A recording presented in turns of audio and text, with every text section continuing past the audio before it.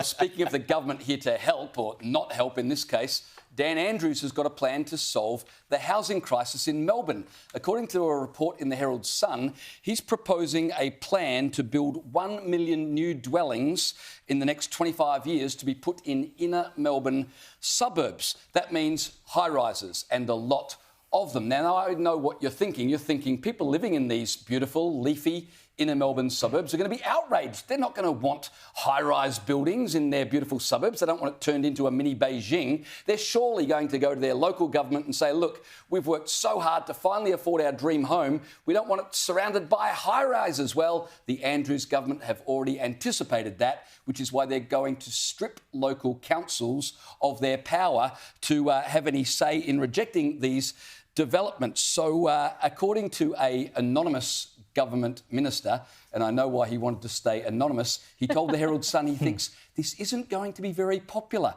Do you think? It'll be popular with unions, it'll be popular with the thousands of immigrants that the government are bringing in, but it's not going to be popular with residents who are going to have their suburbs destroyed, Caleb. This is where I think you and I have a slight disagreement, because I know you love to rail against local governments, but this is an example where the local government actually protects you from people miles away in some bureaucratic office somewhere making decisions that affect where you live on the ground. Well, to some degree, yes, but local government and local councils can often fall into NIMBYism, whereby we say, well, no development ever, we must all remain exactly as we are forever and ever, amen. Bugger of the fact that the population's going up, they can just go out and live in bloody whoop-whoop somewhere. And to be perfectly honest, a lot of the people who live in inner city Melbourne deserve to have high-rises built around them because they're utterly obnoxious, and so it might actually teach them a lesson.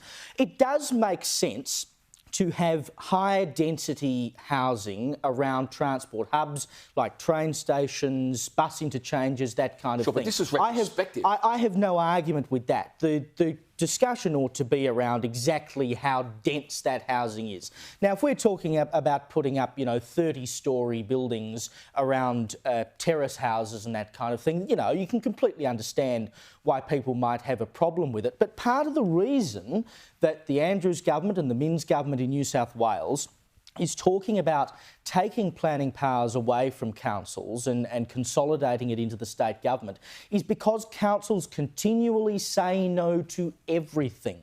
And we must acknowledge that if the population is going to increase, these people need somewhere to live. What the levels of government are there for. I had to laugh reading this because finally there's a use for the council to stand up for the ratepayers.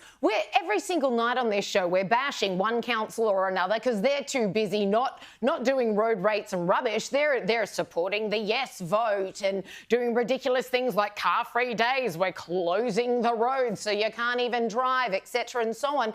Here is an example of when councils are a good buffer. There's someone that can fight for the ratepayers who don't want these high-density buildings in their backyard. So the state government just goes, oh, on this occasion, you're helpless, you can't do anything. This is their time to shine, to do what they're paid to do, and they're not even allowed to. That's the kind of local government Dan Andrews would love, a local government that support the voice, move all your Australia Day ceremonies to another date and leave the town planning to us at head office. But as an example, though, I'll take an example in Sydney, right? Parramatta Road, which is a very busy main road through the middle of Sydney, Inner West Council said no to the idea of putting up 4-storey housing on the side of Parramatta Road. That's the kind of stuff that you get out of local councils. Oh, you can't possibly do anything. They're ratepayers. I've been a city councillor. You don't just look at the paperwork and go, oh, do I like this idea?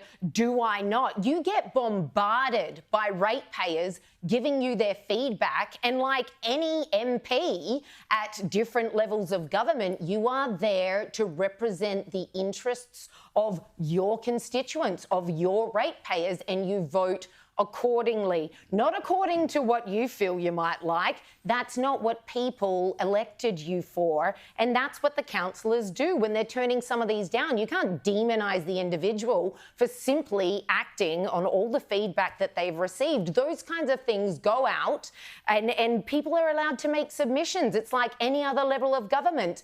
the council reviews all that before they go to a vote on it. So it's not those 12 individuals that stopped the development. It is the hundreds, probably thousands of people who wrote in there explaining, no, we don't want this.